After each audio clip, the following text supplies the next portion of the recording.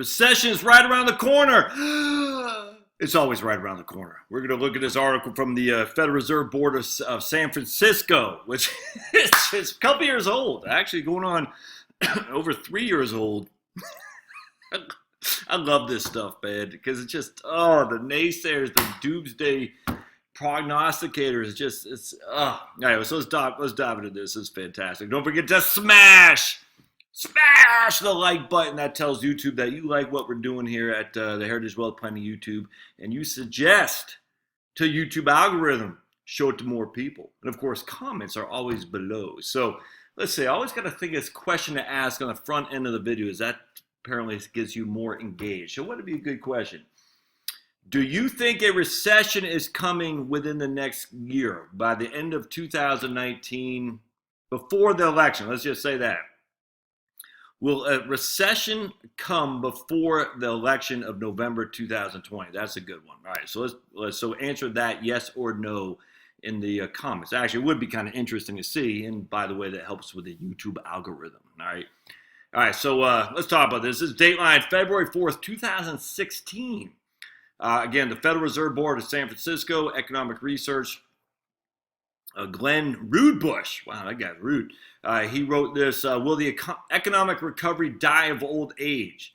Yeah, I'm just going to read it because I think it's great. I'll give you my my vast commentary. Let me just push this over a little bit. There we go. All right. In the current, is the current recovery more likely to end because this lasted so long? Has various imbalances and rigidities accumulated to make the economy frailer and more susceptible to recessionary shock? Recent history suggests the answer is no. Instead, a long recovery appears no more likely to end than a short one. Like Peter Pan, recoveries appear to never grow old. And again, this is in February of 2016. All right, so Obama's still president. I think Bernie, everyone still assumed Hillary would be the next in line because the DNC was, they were manipulating in favor of her. Just look at Donna Brazile. So while Bernie probably would have won the nomination if everything was on the up and up, the manipulation by the DNC with their super delegates and all that basically gave the game to her. And Bernie, unfortunately, fell long in line. Who knows why? He should not have done that. And of course, back then, I don't think Trump had sewn up the Republican nomination yet, but he was on his way. So you got to put yourself in the context of this. Obama's still president. He seems pretty stable, all right?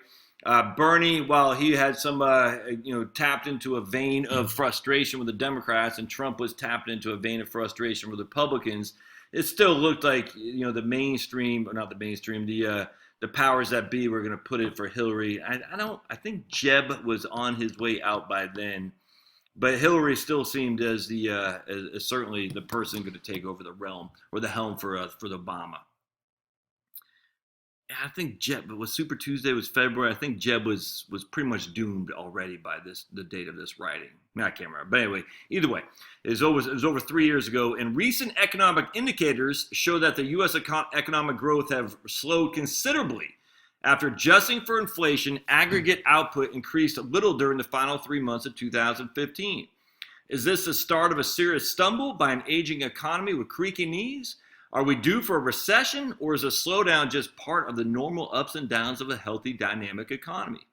Recessions are notoriously difficult to forecast. However, much conventional wisdom views an aging expansion as increasingly fragile and more likely to end in recession.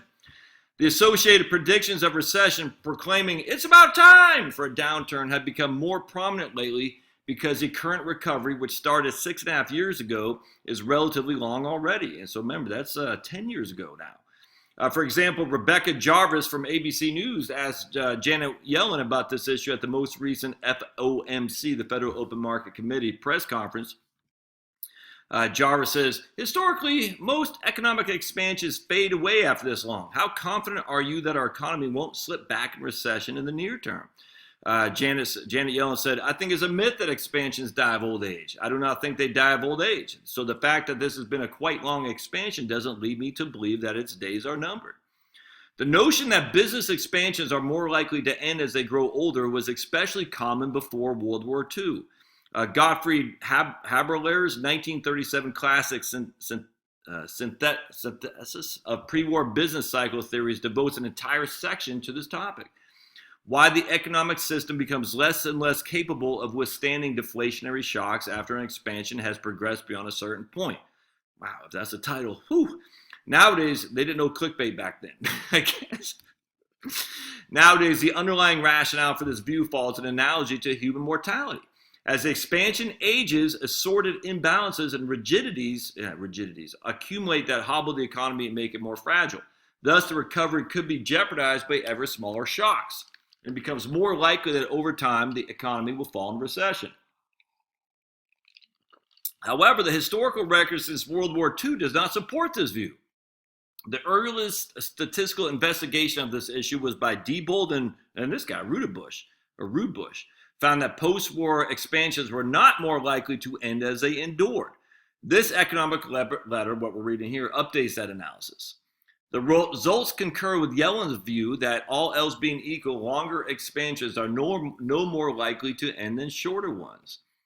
Calculating the probability of dying of old age. Survival analysis, also known as duration or reliability analysis, is a branch of statistics that examines the probabilities of events, such as the death of a biological organism, the failure of a machine, or the acquisition of a job.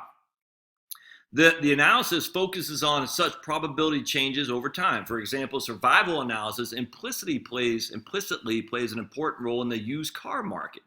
All else being equal, as a car ages, the probability that it'll suffer a mechanical breakdown increases. Thus, older cars are considered less reliable and generally command a lower price in the marketplace, simply because they're more likely to break down, is the theory. Understanding the relationship between age of a vehicle and the likelihood of its breakdown, so there's a correlation there, is a simple application of survival analysis. Survival analysis is also widely applied to human mortality rates and life insurance calculations. A key insight from this type of analysis is that the probability of death at any point in time can be inferred by the distribution of the actual lifetimes recorded for a population. Therefore, a demographer who can calculate mortality rates at various ages by examining the age distribution of those who died. That's what Social Security, that's everything when it comes to insurance revolves around this actuarial science and statistics. Yeah, pension administration, Social Security, exactly. Like other pension administrators, the Social Security Administration uses these statistical methods. Their estimates of mortality rates for U.S. males are shown in Figure 1. These rates give the probability of a man of a certain age will die during the subsequent year. For example, a 50-year-old man has a 0.5% chance of dying in the next year, while a 90-year-old has a 70% chance. Put it another way, a 50-year-old has a 99.5% chance of surviving, while the 90-year-old has only a 83% chance. And there you can see it's flat, and then just takes off. How mortality rates vary with age is of particular interest. From childhood to around 65, there is only a very modest increase in mortality rates. In fact, if we look here, it's a huge, it basically drops off a cliff. So the mortality rates of newborns is really what affects this. I've done a couple of videos on this. It's interesting, actually. Within the first, I think, like 1 year, infant mortality is pretty high. Take away that is basically, well, you can kind of see it right there. In the old days, it's way up here. So it's basically, once you survive the first year, the likelihood of you dying before you're 65 is almost nil. I mean, obviously some people do, but a population of 350 million, statistically, it's not significant. Even though it is significant for the person who did die, I get that. From childhood to age around 65, there's only very modest increase in mortality rates. Over that range, the likelihood of dying is little affected by age. So the probability of death effectively exhibits no age or duration dependence. So basically, again, from basically 1-year-old to 65, the likelihood of you dying has no reflection on your age. Isn't that interesting? However, after age 65, the likelihood of dying rises markedly with age, as you can see by the curve sparking up. That is, above the age of 65, the probability of death shows increasing age dependence. So the likelihood of you dying until you're age 65, there's no correlation with age. Once you hit 65, they both go up simultaneously together. The likelihood of you dying increases as you age. It's actually pretty interesting.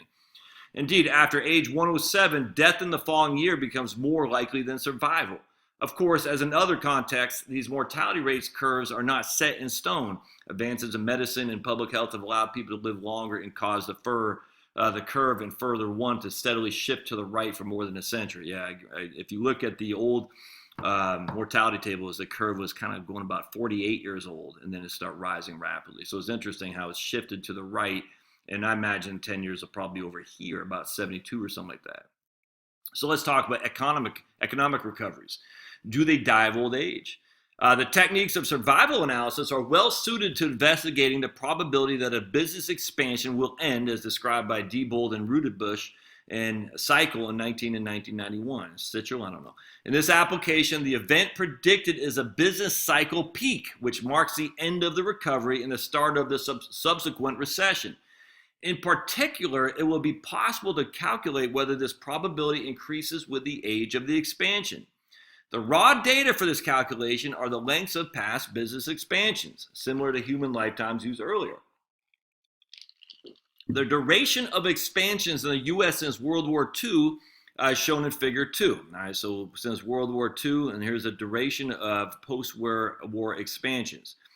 So you can see here, 2009 has been 80 months, and now we're going on another 36 months. So it's 116 months. Crazy. 1991 to 2001 is 10 years. 1960, I mean, you can see all that. All right. Let's see. According to NBER, National Bureau of Economic Research, the last recession in the U.S., the Great Recession, ended in June of 2009.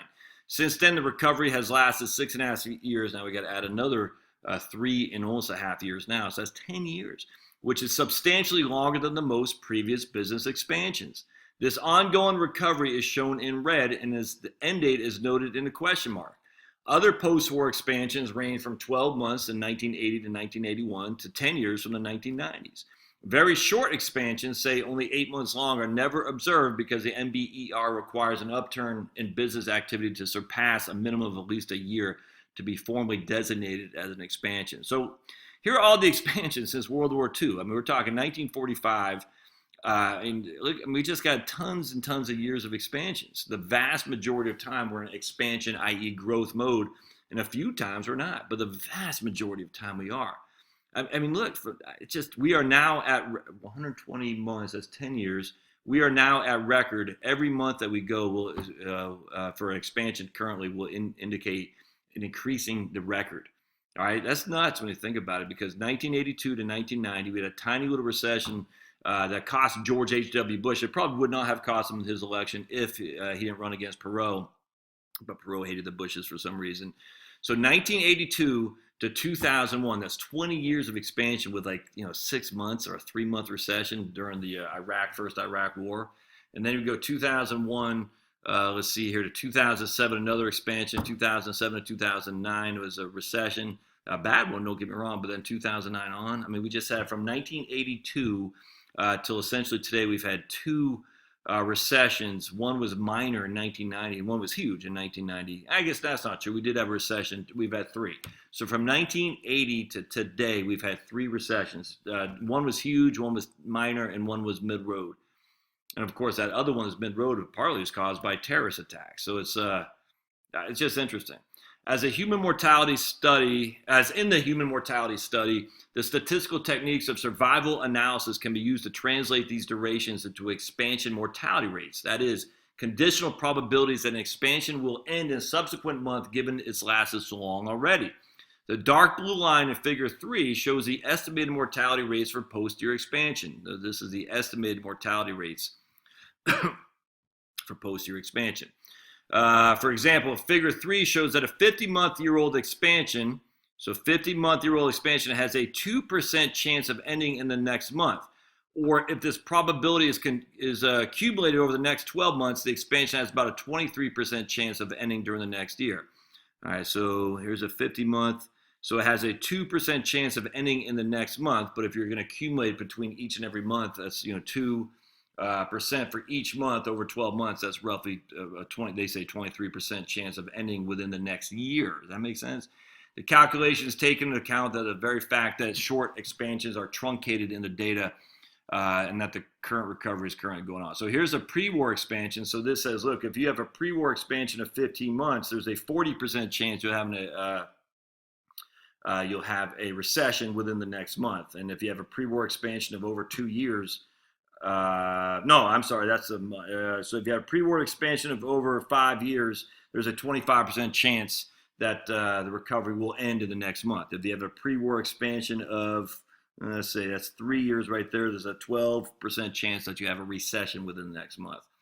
It is notable that the line for post-war expansions is nearly flat as relative to the pre-war expansions, like the early human mortality rates in Figure 1. This means that the mortality rates for post-war expansions don't depend on the length of the expansion. Indeed, a statistical test cannot reject the hypothesis that the dark line really is flat and that the probability of a recession in any month is independent of the age of the recovery. Accordingly, based only on an age, an 80-month expansion has effectively the same chance of ending as a 40-month expansion. So let's look at that. An 80-month expansion has about a 3% chance of ending over the next month. A 40-month expansion has about a 2% chance of ending the next month. Now, someone could say an 80-month expansion has a 50% higher chance of ending in the next month than it did when it's a 40-month expansion. And that's true, but that's manipulating the data to scare people because, yes, it is a 50% expansion, but it goes from 2 to 3%, not likely to occur. Therefore, the current recovery is no more likely to end simply because it's approaching his 7th birthday. In contrast, the same statistical techniques yields very different results when applied to pre-war expansions. All right, so we just looked at that a little bit. Let's see. Several post-war changes in the economy contributed to more robust and longer-lived expansions. One such change is increased share of services instead of tangible goods in the economy's output. This would tend to diminish the importance of inventory fluctuations and moderate the business cycle. Even more importantly, the post-war shift to less fragile recoveries reflects new influence of a large federal government actively focused on stabilizing the economy. I hate to say it, but I agree. The larger the federal government's involvement, the less up and the less downs. That's a fact. But that means what happens is they're eliminating the ups and they're keeping it down because they don't like volatility in there. And that's not good in the overall scheme of things. Oh, yeah, it does lead to more levelness, but it's like socialism. Everyone is equal, but everyone's equal in their poverty. It's the same thing as the government gets bigger and bigger and bigger. It chops off the heads of the top, all right, to keep it from going way up here like this right here. They don't want that. They want kind of be flat. And that's not good. That does hurt technology development and things of that nature. But, at the end of the day, is what we're dealing with. You can gripe and, yell at the clouds, but that's what we're dealing with. All right. Let's see. For example, the new post-war full employment mandate, the Employment Act of 1946, applied broadly to the federal government, including the Federal Reserve and the conduct of monetary policy. The post-war change in macroeconomic management away from a laissez-faire, hands-off attitude towards a forceful counter-cycle policy helped prolong business expansions and alter the pattern of business cycle age dependence. Yeah, I agree with that. I mean, it prolonged business expansions and they made them lower. There's no other way around that. We've been putting along for 20 years roughly of 2% growth. We need more than that. And one of the reasons is because we have the boot of the federal government on the necks of capitalists for sure. And these aren't bankers. Bankers aren't capitalists, my friends. That's monopoly money. That's corporatism. We don't want that. We want backyard tinkerers, people in their freaking garage. That's capitalism. Anyway, this is consistent with evidence in a couple of studies that post-war economic recessions show more duration dependence than pre-war ones. Post-war show more duration dependence. In other words, as post-war recessions age, they become more likely to end. Oh, that's interesting. So I read that differently. So he's saying post-war expansions aren't age-dependent, but post-war recessions are. As they age, they're more likely to end as policymakers take action to revive growth. And what we're going on now is take a look at the 10-year Treasury and what the markets are doing today, because ever since the Fed, our man Jerome Powell, was talking up the rate cuts could be happening, now we got the Dow for 3 straight days is in the green, almost 1,000 points. And the Treasury yields are still at 2.1. And so basically that just says we're going to loosen the monetary cycle, the monetary supply, and that means we're going to deal with a pending recession. We're going to chop it off at the bit. All right, that's the head. That's exactly what's happening. All right, so conclusion. Empirical evidence indicates that expansions during the last 70 years do not become progressively more fragile with age. This evidence supports the view of the Fed chair that the current recovery is not living on borrowed time. expansions like Peter Pan endure but never seem to grow old. I love it. I 100% agree. It's funny. So basically, what we're saying here is there's a 23% chance of recession in the next year. Ah! That means there's a 77% chance of no recession based on statistical probabilities. And the thing is, I mean, look, you can be doom and gloom all day long. I don't care. Do what you got to do. But the idea of the recession is imminent because the recovery's so long, we got to find the evidence to validate that. And there is none. There is no evidence for that. Now, what you could say is, well, I don't know, consumers are running out of money to spend, their debt levels high. Look, that would be your evidence of a potential recession. I get that. But you can't use the evidence to say recession is imminent because the recovery has been so long. That's been disproved here right now. I hope you find this helpful. Don't forget to smash it. We'll see you next time.